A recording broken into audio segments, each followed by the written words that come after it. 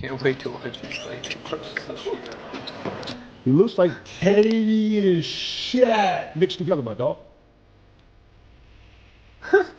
Oh, that's how I know you ain't watching the game. You're not watching the games, Pete. That's how I know you ain't watching the game. Yeah, bro, Wemby was playing. Bro, Wemby My deadass brothers, is insane. it's a new NBA season, and you know what that means. New faces, new contenders, and a new batch of some of the most appalling takes you've ever seen in your life. And today, we're gonna take a look at some of these takes. The good, the bad, and the downright atrocious. Jimmy High Roller. Shit. Today, Alright, cool. I'm not even gonna lie. I'm really happy for you, Jimmy. You really getting the bag. Gets one of these ads every video. I swear to God. Bro, I swear to God for the past 5 years, maybe 5 plus. It's maybe been longer. I'm not even gonna lie to you. It's maybe been longer. Jimmy High Roller's gotten these ads. And I'm just paused on it. I'm giving him the free promo. That's Look, promo Go code. ahead, bro. You know what? Jimmy- Go ahead, chat. You know what? Go ahead. Use this promo code. Why not, bro? Just this point, go ahead, bro. For 10% off any tickets, chat. Use Jimmy10 for 10% off any tickets. Oh my God, bro. But back to what I was saying, chat.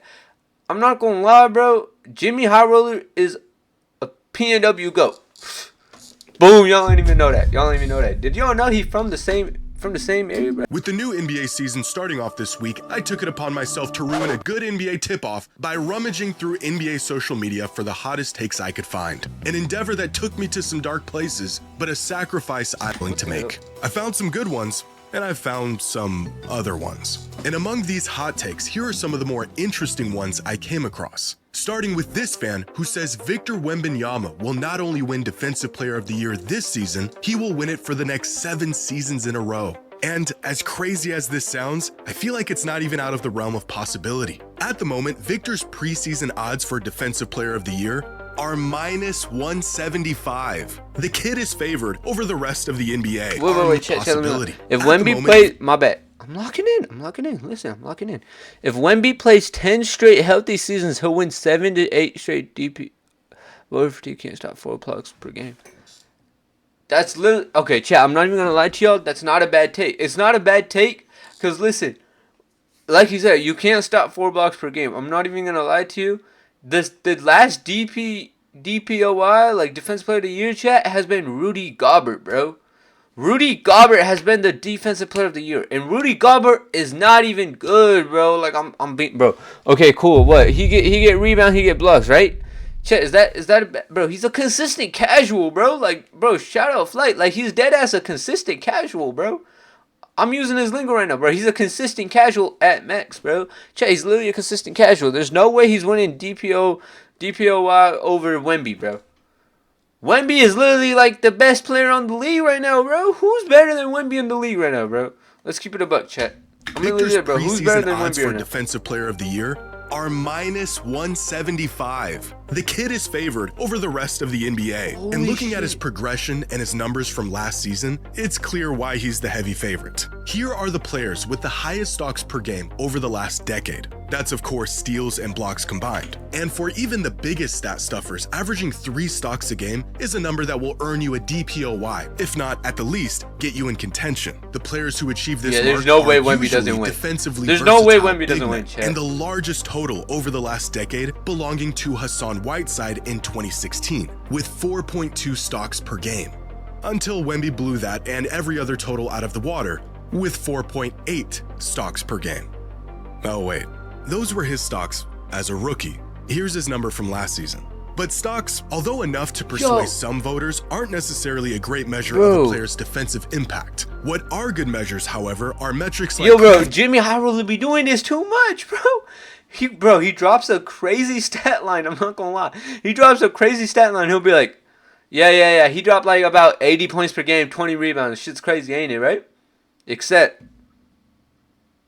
that was 5 years ago when he ain't even touched the weight room yet. Like, come on, bro. The defensive plus minus and on-off splits. How big of an impact are you making on defense, and how does your team perform when you're on the court versus off the court? And here is every player in the league last season who logged at least 1,000 minutes charted according to those 2 metrics. This group here in the top right corner are the players that thrived in both of those defensive metrics. Draymond Green, Rudy Gobert, Alex Caruso, and of course, Victor Wembanyama. the best defensive player in the league in just Wow. his second season. But That's in the crazy. future, Wemby will be competing against his Second peers, season the too, players man. his age. After all, the kid is only 21 years old. So if we limit this Insane. chart to players no older than 25, well, yeah. Of course, winning the award once and winning it I see 7 Azar times. Thompson. I see Azar Thompson.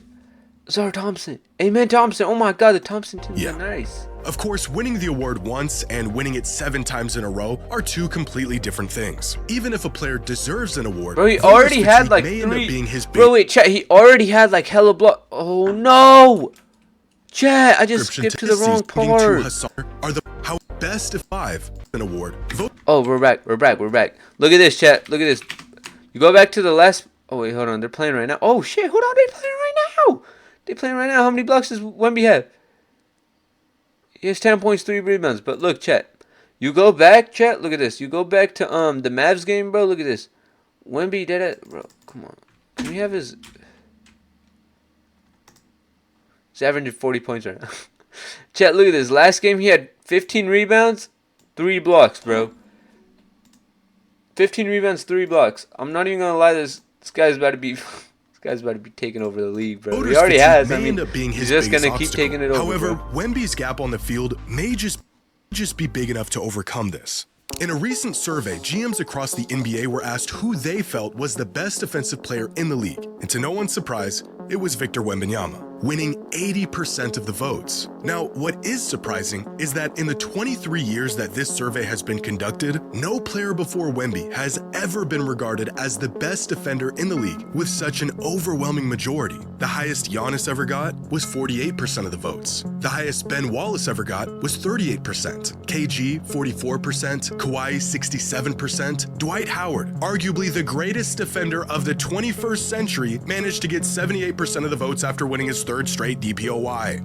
And then there's Victor, entering just his 3rd season in the league. That's So insane. if winning the Dwight award- Howard won DPOY 3 times, and he was voted 78%. Who didn't vote? Who didn't vote Dwight Howard in 2011? What? It's just as much about convincing fans and voters of your merits as it is about the actual impact you have on the game, then you might as well ship the award to Wemby's house right now. But the one thing that could prevent him from sweeping this award for the foreseeable future is the very reason why he didn't win it last season. The kid was dealing with an injury, he missed too many games, and he was ineligible for the award, which is a very real possibility as to why he may not end up winning it in future seasons. But as long as he's got 2 good knees and an 8-foot wingspan, it's hard to imagine anyone else earning the award over him for quite a while. So, as crazy as this claim looks, this is a good take. Now, this Hell next yeah, take of comes course from it's a Bill good take. Simmons in a recent podcast he did with Zach Lowe discussing the future of Nikola Jokic's legacy if things fall in his favor this season. Is there a star player with a bigger legacy shift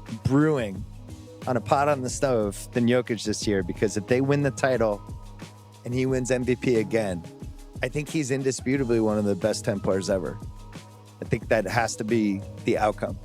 I just don't see how he's not on a top 10 list after that. He has to be.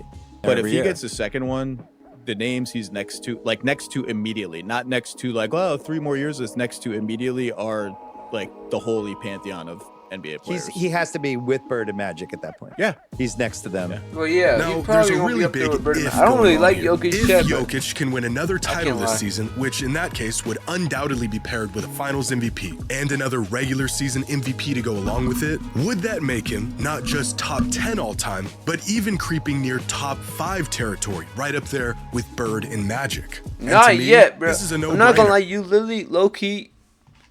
I feel like top 5. You gotta have some legacy to you, gang. Am I crazy to say that, chat? I feel like you gotta have like some history to you. Like, dude, Jokic is nice. I'm not like, don't get it mistaken, chat. Jokic is tough. Like, chat, don't get it mistaken. Jokic is tough, bro. Like, he's got the awards to show y'all like that he's nice. But bro, at the same time, chat, like, you gotta have some like legacy to you. You feel me? Like, not legacy, but like history. You feel me? Like you gotta have like a wide history. Well, not a wide, like a long history. But to my surprise, this was a scorching take for some fans. Many fans would still have him outside of the top 10, somewhere between 12 and 18. which is absolutely absurd. It's tough to make a top 10 Moses list Malone, that was a good. Oh my God, that's a good take right here. Keep in mind, Moses Malone has 3 MVPs, 1 Final MVP, has 2 appearances. Sometimes he's even ranked top 20.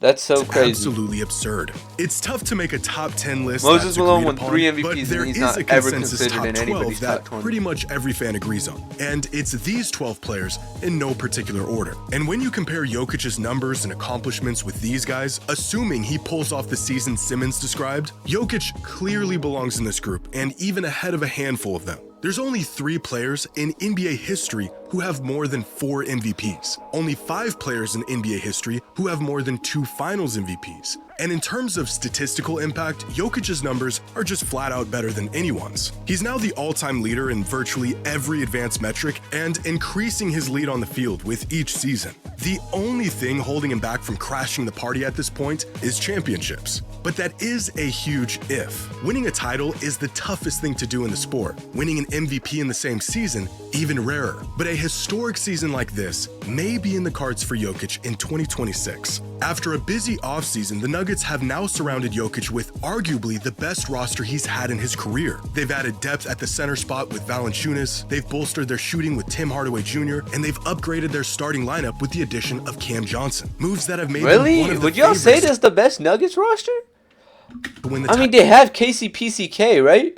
Or no? Did they get rid of KCPCK or no, Chet? title this season. With If better they still have odds than they've had KCK, in the any dude with the season ankle monitor, Chet, if they still have him, bro, Contavious Caldwell Pope, bro, the GOAT. If they still have him, bro, that's a good team. since their title run in KCPCK is one of the 2023. best people And I've ever in terms seen, of an bro. MVP, Great shooter, there bro. is no player Love more KCPCK, perpetual bro. and inevitable than Jokic. The guy always plays, his numbers are insane, and they haven't budged in a half a decade. His team looks to be better, so they're set up nicely to grab a top seed. And after averaging a 30-point triple-double last season and still coming up short in the MVP race, I wouldn't be surprised if the MVP narrative is in his favor this season, similar to what happened in 2024 after losing to Embiid in the previous season. In pretty much any other scenario, it would be comical to hint at a player having a historic season like this.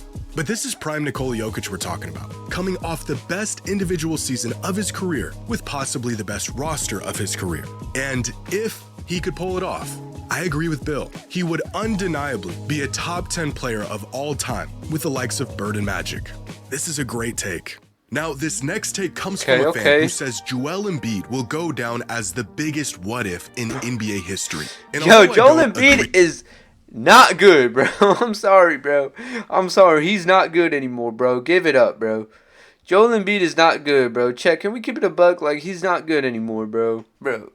I'm sorry, Chet. I know that, bro. I know with there's some this take, Sixers fans it who is go nice sad, to bro. see some Embiid appreciation He's every not, once bro. in a while. Joel Embiid has been dragged down by injuries about as much as any superstar of the 21st century, even to the extent where the word retirement was being thrown around 18 months after he won an MVP. And after recent physical And I'm not even gonna lie, it's not evaluations, even his it appears fault. that It's we literally will just the injuries, unfortunately bro. never see MVP caliber Embiid again. Now, I understand why a lot of people couldn't care less about the man's game. His headache-inducing play style, the annual playoff regression, the fact that he's intentionally ducked Jokic on numerous occasions. There's always something going on with Embiid. But I could recognize these faults and still see that the guy is one of the most dominant forces of his generation. This is a player who averaged 32 and 11 a night for a 4-season stretch, averaged more points than minutes for an entire season. The only player to do this since Wilt Chamberlain. Less than 2 years ago, Embiid had a 23-game stretch where Bro, he he was averaged good, 40 but bro, points come on, a game bro. Let's look on at the free 69% throws, Chet. true I'm shooting. sorry, bro. That's why Harden was up there, 40 too. a game. A stretch that included a 40-piece on Jokic, a 50-piece on Gobert, and a 70-point, 18-rebound bomb on Wemby. When the man is healthy, he is legitimately unguardable. He's also one of the few offensive juggernauts that not only has the capacity to anchor a defense, but is willing to do it. Two-way impact statistically on par with Jokic for consecutive seasons. Somewhere buried under all that foul baiting, showboating, and grifting is a player who could dominate the game without doing any of that. But with that being said, I don't think Embiid can be the biggest what if of all time for all of those reasons. We have already seen him at the peak of his powers for multiple saying, bro. seasons. Insane individual numbers that never culminated into any tangible success in the postseason. Whereas other big what-ifs like Derrick Rose and Bill Walton were league MVPs with playoff success, but sustained career-altering injuries before they even hit their peak. They were proven formulas who got hurt the Facts. moment they were impacting the league. There's Derrick also Rose, the what-ifs in the damn. form of players who had all the potential in the world, but got hurt before they could even tap into it. Greg Oden, Penny Hardaway, Brandon Roy, Grant Hill, reduced to a fraction of their abilities so early in their careers, all we were left wondering is what if they hadn't gotten hurt? Having a near career-ending injury just 33 games after hoisting an MVP trophy will certainly get your name thrown into some what-if conversations. But sustaining that injury at 30 is a lot different than sustaining it at 23. For the better part of a decade, we saw the extent to which Embiid could dominate games, so there really isn't much what-if left in the tank. If anything, I would put him in the "it's a shame this guy couldn't stay healthy" category, with players like Tracy McGrady, For sure. Kawhi Leonard, Yao Ming, Amari Stoudemire, all-time Kawhi Leonard talents who definitely met part of their that category. potential, but couldn't put it together. I'd put Kawhi Leonard and Joel Embiid in the same category, chat. I'm gonna keep it a buck. I see that, bro. I deadass would, cause bro, yeah, I'm not even gonna lie, bro. That's low key, bro. That's low key a good take, bro. Kawhi and Joel Embiid, yeah. They're for more That's than a low key season like or a two at a category time of their without own. their Like bodies Yao failing Ming, them. yeah. Joel Embiid is prolifically underappreciated as a player, but I don't think he's nearly the biggest what-if in NBA history. Now, our last take comes from a fan who says the NBA is too talented, stating that the globalization of the game, the increased talent pool, and the new second apron have made teams impatient and left Facts. a lot of NBA caliber players out of a job. And although I Facts. understand the sentiment, and the That's NBA facts, that's is facts. certainly the most talented it's ever been, I don't think the NBA is too talented. The reason why we're now seeing so many talented, capable players miss out on roster spots is because not only has the floor for NBA talent increased drastically over the last decade, but because teams have also gotten drastically smarter over the last decade. Talent alone, for the most part, is no longer enough to keep a spot in the league. Organizations are now prioritizing things like fit and a player's role and how they can contribute and blend into a system over sheer talent and skill set. And regardless of how talented you are, unless you're a superstar, if you aren't a good fit, you won't have a place in the league. That's This has facts. led to I'm a not lot of even gonna lie. ultra-talented players completely sitting out of lineups or getting relegated to the G League or overseas, and fans asking, how is that guy not in the league? And the answer usually isn't that they weren't good enough. It's that they weren't a good fit. The inverse of this is also true. Players of lesser talent can end up getting roster spots these days because they may have a specific skill Did he just set say lesser talent and threw in Jonathan Isaac? What? Look, okay, I get Hauser. I get the Hauser dude. I get Caruso. Okay, whatever. I don't even know how. I don't understand Caruso. Okay, actually, Caruso's not that talented. He's just a great hustler, great player.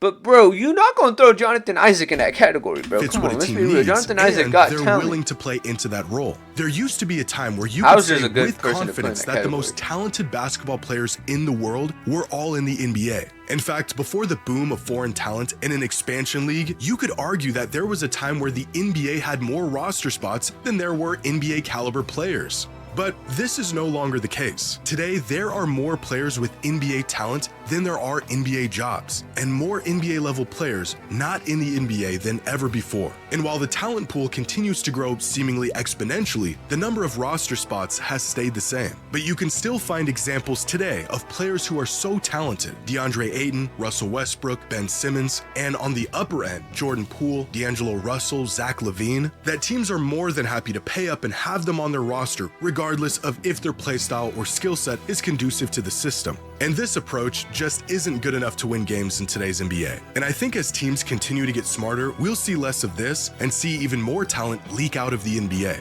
Recently on his podcast, Jaylen Brown had a great take on this. That was So many okay. talented players that are not in the NBA. NBA, I don't think is the best talent in the world currently right now. They're taking like the utility guy draft approach, where they just drafting guys that they know are not going to be stars, but will be great role players to develop. So the actually most talented players, it's a lot of talented guys that's not in the NBA right now. I agree with that. The game has changed. I think That's in the facts, I 90s ain't and the gonna lie. 2000s, the best players was in the league. Yeah. Nowadays, in the 2020s, that is not the case. Talent will always be the great filter of the NBA. It decides who gets a chance and who doesn't. But fit and cohesion are more important now than ever before. So I don't think the NBA is too talented. Teams have just shifted their priorities, and talent alone is no longer enough to make it in the league. That's but facts. That's I a can good, appreciate this take. And let me know what you think. That's a good Share your approach on hot the chat. takes in the comments below. And as always, the hotter, the better. Oh, look, I seen that VJ Edge come, little feature at the end, bro. WVJ Edge coming, bro. You've been hooping, bro. I clicked faster than Terry Rozier to an underbet. Oh my god, bro. Wemby is literally gonna get Jimmy posting twice a day. This is gonna be fire facts. Let me look like a freak ass little bowling deli, bro. Yo, that's tough. Games, and he was That's tough as hell, bro. Look, he made the Jimmy High Roller video. That's tough. Alright, chat. Not gonna lie, I might get on the game for a little